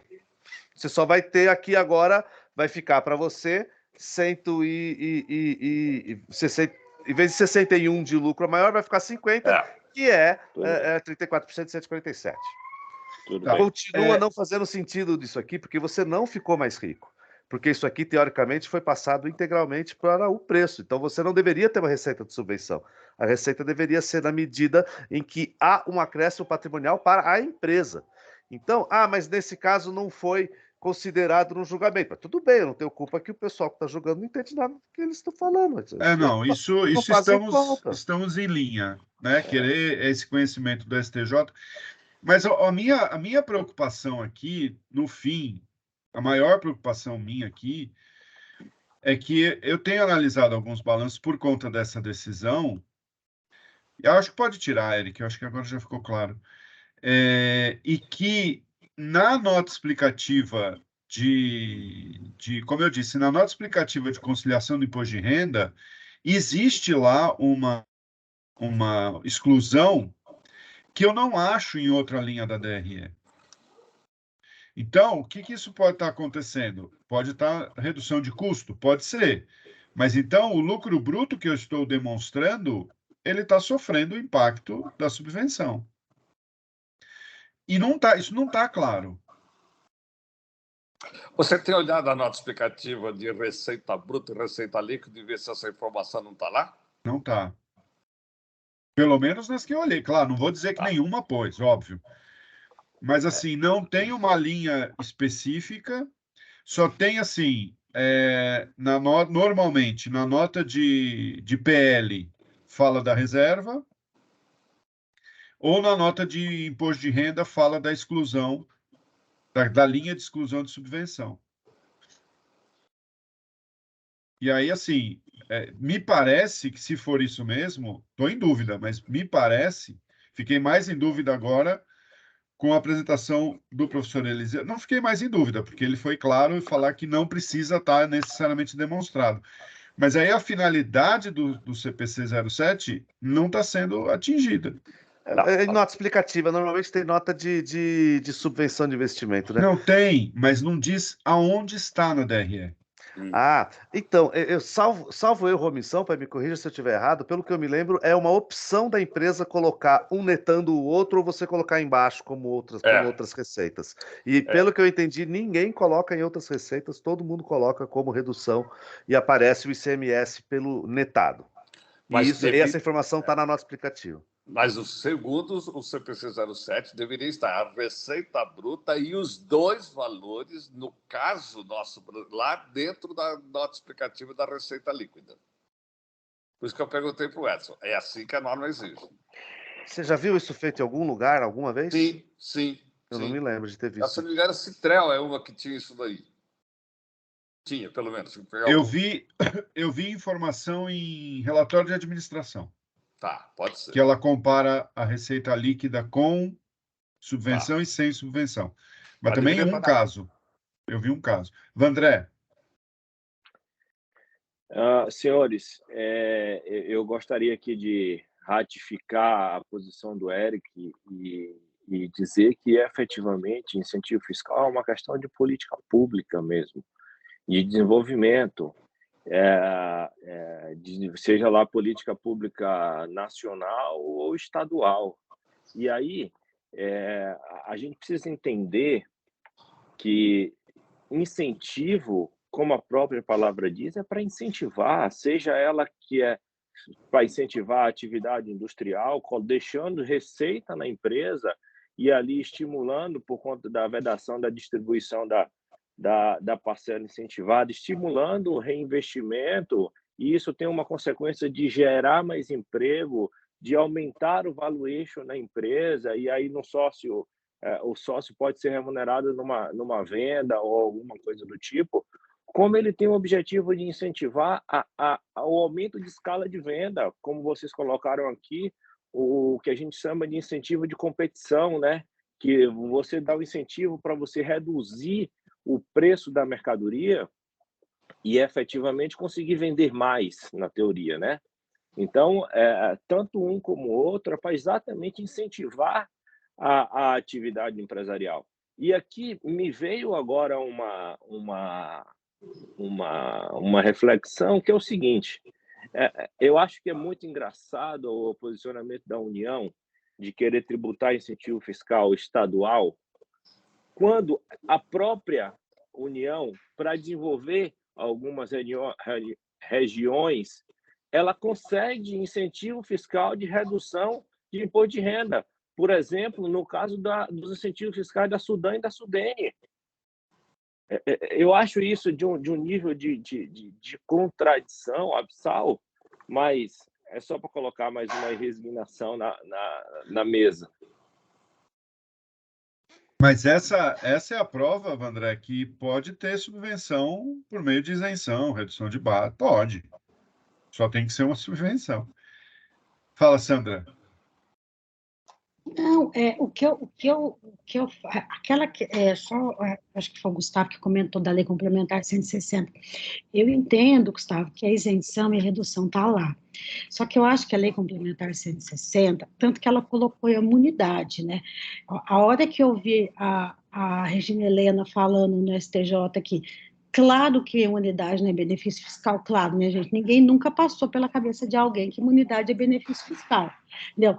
Então, assim, colocou imunidade junto com isenção. Então, assim, a Lei Complementar 160, ela é de uma intecnicidade quase infantil, né? Alguém dizer que imunidade é benefício fiscal. Mas o que eu quero dizer é o seguinte: por que ela tem aquilo ali? Eu consigo explicar por quê. Porque aquele artigo, ele foi feito para acabar com a guerra fiscal.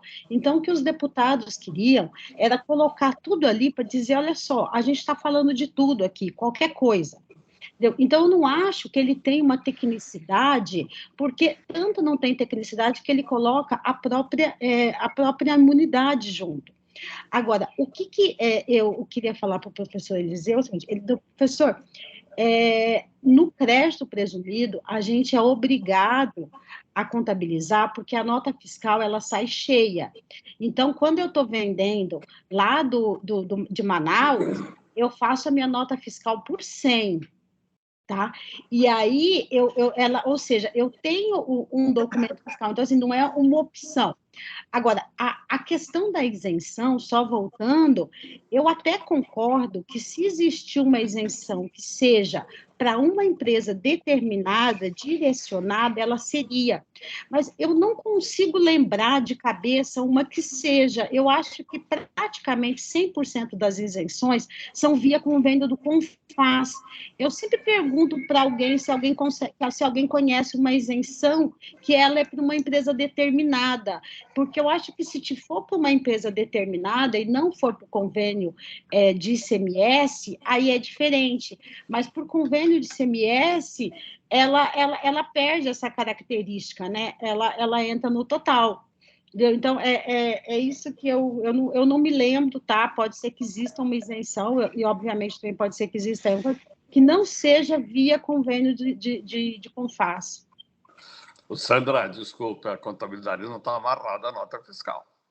Tá mesmo. Tá certo? A contabilidade não está amarrada à nota fiscal. Não é o fato de existir alguma coisa numa nota fiscal que você está obrigado a contabilizar. Por exemplo, você recebe adiantamento de exportação. Quando você exporta, a nota sai pelo dia. A receita só pode ser contabilizada pelo valor do adiantamento recebido. Não tem nada a ver com a nota fiscal. Eu sei, mas eu digo o seguinte, professor, o meu caixa que entra é de 100. Não, o crédito fiscal não entra em dinheiro. Ele é uma redução do imposto a pagar. Não, eu digo... O fato dele estar contabilizado ou não, o efeito jurídico dele é o mesmo. Não, eu sei. O efeito econômico também vai ser o mesmo. Não, mas só para dizer, é uma prática que a gente adquiriu. É que no crédito presumido, o meu caixa é de 100. Então, o cliente, ele me paga 100. Então, eu não tenho como pegar e emitir uma nota de 100 e contabilizar 82. Entendeu? Porque, de fato, eu pego e recebo 100 do cliente.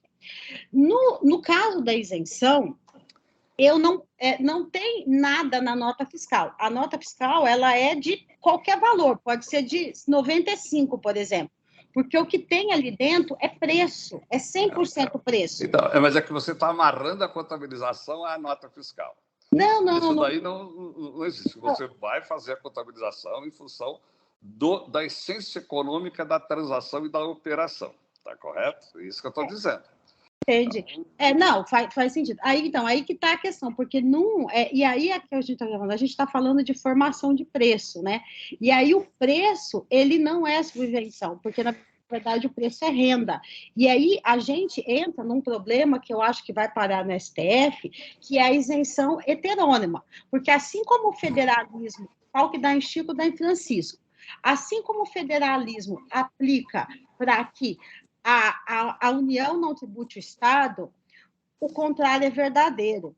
O Estado não pode dar um benefício que prejudique a União. Inclusive, o Pacto Federativo surgiu nos Estados Unidos no case contrário, né, do Estado dando um benefício e prejudicando a União, né? Cada que a gente pega a história do Pacto Federativo e toda a inspiração que veio de Rui Barbosa é num caso de impacto para a União. Então, se eu estou criando aqui uma situação heterônima de que, na verdade, eu estou tributando, eu estou isentando receita, eu estou isentando lucro, o que eu estou fazendo é ferir o Pacto Federativo ao contrário.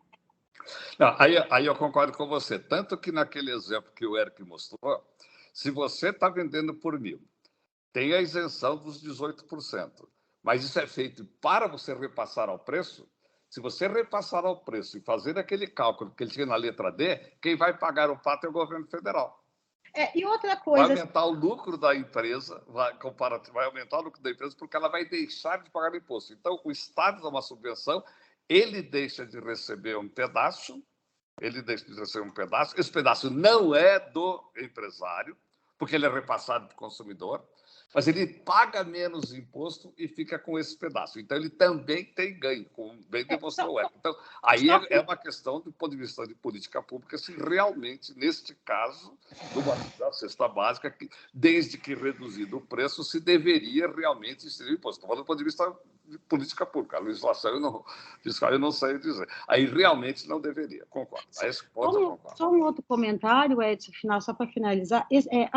Também, assim, eu entendo o STJ não ter conseguido ser claro, porque o assunto é complexo demais. A gente entra até em algumas questões de isonomia. Olha tanto que o papo é maluco. A hora que a gente pega convênio 100, que é o convênio do agropecuário, eu sempre insisto, gente, para a gente entrar no caso concreto, tá? Vamos falar de um convênio específico, de uma isenção específica, de uma redução de base de cálculo específica. A hora que a gente entra no convênio 100, que é o convênio do agropecuário, alguns estados exigem o desconto expresso na nota fiscal. Alguns estados não exigem o desconto expresso na nota fiscal. Minas Gerais exige, São Paulo não. Olha que doido. O cara que está ali na fronteira de São Paulo com Minas, se ele tiver 100 metros abaixo, ele não é obrigado a dar desconto na nota fiscal. Se ele atravessa o rio, e eu sou ali de Ribeirão Preto, a gente conhece aquele rio, ele é obrigado a dar desconto na nota fiscal. Eu começo a entrar aqui até num problema de isonomia. Entendeu? Então, assim, esse assunto, ele se desdobra em tantas questões que as pessoas estão tentando simplificar para o STJ uma coisa que é muito complexa. Bom, deixa eu dar... Porque aqui na minha cidade, que é São Paulo, Espírito Santo do Pinhal, todo mundo tem uma exportadora ali em Minas. Extrema. Bom, nós estamos chegando no fim. Para cumprir o horário, eu quero passar a palavra para o Vinícius, que tem total prioridade para falar aqui, né? O Vinícius precisou sair. Ele viu. Não, ele está aí, ó. Aqui, eu consegui. Apareceu! Ele mandou o recado, o que tinha que sair. Antes de mais nada, mais uma vez, obrigado pelo convite. Só para lembrar, eu estou 5 horas na frente de vocês, eu tenho um monte de coisa para fazer, vou ter que sair rapidinho. Eu tenho 6 pontinhos aqui, rapidinhos, na verdade, não é nem para discussão, é só para levantar a bola. 2 deles são meio parecidos. Vamos lembrar só um pouquinho, ó. Por exemplo, contabilização de contrato de construção, contabilização das concessões públicas, não tem nada atrelado com nota fiscal, são coisas totalmente diferentes. Então, só para a gente lembrar que o fundamental disso tudo que a gente está discutindo, e eu acho que falta, na verdade, na discussão lá nos juízes, é entendimento econômico das coisas. Esse que é o mais complicado. Esse que é o mais complicado. A gente precisa entender a contabilidade que a gente sempre tanto discute, ela tem que estar calcada na economia, na questão econômica. Esse é o mais relevante disso tudo. E as discussões, eu não sou advogado de jeito nenhum, mas as discussões jurídicas que a gente vê por aí, essas decisões, na verdade, não está calcada em decisão econômica, não está calcada em decisão jurídica, na verdade, é tudo questão política. Como é que um ministro pede uma determinada suspensão, depois tem uma conversinha com outro ministro, no outro dia muda de opinião? Porra, isso não tem base econômica, isso não tem base jurídica. Isso daqui para mim, que vejo isso muito mais de longe, né? É uma questão política. Outra coisa também, por exemplo, o Edson tinha falado sobre evidenciação, né? A gente sabe os motivos, mas, por exemplo, as evidenciações das empresas que têm os empréstimos de BNDES subsidiados, né? Quem é que já viu isso, né? Não existe, teoricamente, tudo isso enquadrável no CPC e não está lá. Do mesmo jeito que aqui com os nossos vizinhos produtores, inclusive meus vizinhos aqui de Vila, produtores rurais, que têm os incentivos fiscais fortes aqui da Europa, também ninguém aparece, ninguém vê isso daí. E outra coisa, né? Eu acho que a gente está todo mundo no... Oi? Só para complementar, eu acho que está todo mundo aqui... Só para fechar, acho que está todo mundo aqui no ramo errado. A gente precisa fazer carro a combustão fóssil popular, porque daí a gente tem incentivo garantido do governo. Pessoal, eu vou sair. Muito obrigado. Obrigado pela paciência e desculpa as besteiras que eu falei aqui para vocês. Um grande abraço e saudade do Brasil, dessas discussões muito interessantes aí que a gente pode trocar de lugar. Vem para cá, Vinícius, eu vou para a Bélgica para sentir saudade do Brasil daí. Pode ser. Um abraço para vocês todos. Tchau, Vinícius. Obrigado. Sentir saudade do Brasil. Valeu. Tipo, saudade que não gostaria de ter essas discussões, que nem o Vandré colocou O André colocou no lamento das incertezas todas aí. Bom, enfim, pessoal, um grande abraço para vocês. Valeu, Vini Brown, volte Tá bom. sempre. Valeu, tchau. Portas do GDEC estão sempre abertas. Valeu, valeu. Bom, eu acho que com essa a gente pode, com essa despedida europeia, a gente pode despedir aqui também, né, Eric? Acho que... Uma despedida não vai ser uma saída francesa, vai ser uma saída belga. Mas que eu tá acho ali que do lado, eles se amam, é uma coisa fantástica. se amam, é impressionante o amor deles. É incrível. Bom, não tem ninguém mais com a mão levantada, eu acho que a gente caminhou bastante, muita coisa para pensar a respeito. Eu quero agradecer, então, mais uma vez, o Vinícius, que acabou saindo, o Eric, o Eliseu, o Vandré, a Sandra, o Gustavo, todos que participaram. Teve participação no chat, foi muito bom. E vamos ver, né, cenas dos próximos capítulos, o que vai acontecer. Eu só queria passar a última rodada da palavra para o Eliseu e para o Vandré, se quiserem colocar mais alguma coisa para fazer o encerramento. É só fazer os agradecimentos e é por essa razão que desde o primeiro eu participo, né, do GDEC, tá certo? Como eu aprendo e como é gostoso ter essas discussões, né? Esse relacionamento que ficou muito mais forte com as FRS entre contabilidade e direito, eu acho que tem feito com que nós dois grupos de profissionais tenhamos crescido muito e ainda temos muito que aprender juntos. Obrigado. André?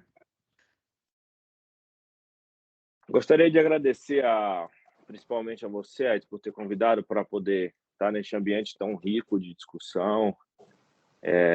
Aprender é sempre muito bom, né? E convidá-los a efetivamente a se juntar ao coro aí finalizado pelo Vinícius, de que essas decisões que a gente vê a todo instante no judiciário, seja lá em que nível for, ela precisa olhar um pouquinho do impacto que isso vai causar na ponta. Ela precisa olhar o impacto econômico de tudo isso, porque a gente precisa entender que a gente não vive de teoria jurídica, de teoria contábil, a gente vive de prática econômica. É isso que paga salário, que gera renda, tributo e tudo mais. Então, vamos colocar os governantes na mesa, vamos colocar os técnicos dos órgãos de fiscalização e vamos colocar para eles que a visão tem que ser um pouco mais econômica do negócio. Muito obrigado a todos e um bom dia. Eu só vou, vocês vão me perdoar, o André concorda integralmente com você. A única coisa que agora eu, como velhinho, aqui tenho mais liberdade para dizer, inclusive dos dois lados, porque aquela história do ICMS, da base de cálculo, e empresas receberem imposto que elas não desembolsaram, aquela, para mim, como cidadão, doeu. Desculpa, viu, gente? Quem sabe uma próxima, né? Um abraço. Gente, muito obrigado. Por uma provocação do chat, eu queria lembrar que todas as reuniões do GDEC, pelo menos desde março de 20, estão gravadas lá no YouTube, né? YouTube, é só colocar GDEC, que vai aparecer, inclusive essa, ou até hoje à tarde também vai estar lá. Assim que tiver disponibilizada, eu coloco lá no YouTube. Muito obrigado. E fazendo um convite, nós teremos uma reunião especial no dia 16 de junho, mesmo horário, sexta-feira. Isso que eu ia lembrar, não podia esquecer. Não fazer podemos essa chamada. esquecer, porque nós vamos rebatizar o GDEC, como foi sugerido lá na nossa reunião de 10 anos. Vai entrar o E de Economia, então a gente vai fazer uma reunião especial sobre isso no dia 16 de junho, trazendo, além de contadores e advogados, também economistas para participar aqui conosco. Tá bom? Então, marquem na agenda já. Claro, vocês serão devidamente avisados em tempo. Muito obrigado, então nos vemos... Sem querer dar spoiler, teremos novidades, então... e outras novidades além do nome. Sem dar spoiler. É verdade, Eric. Além de outras só para ver o pessoal aparecer. Vai voltar a ter pão de queijo? Então, pão de queijo virtual. Infelizmente, eu gostaria que essa fosse a novidade. Tivemos pão de queijo na última, que foi presencial. Eu estava em Paris, desculpa, não dá para ouvir. Vai ser outra fina. Sem direito a reclamar, sem direito a reclamar.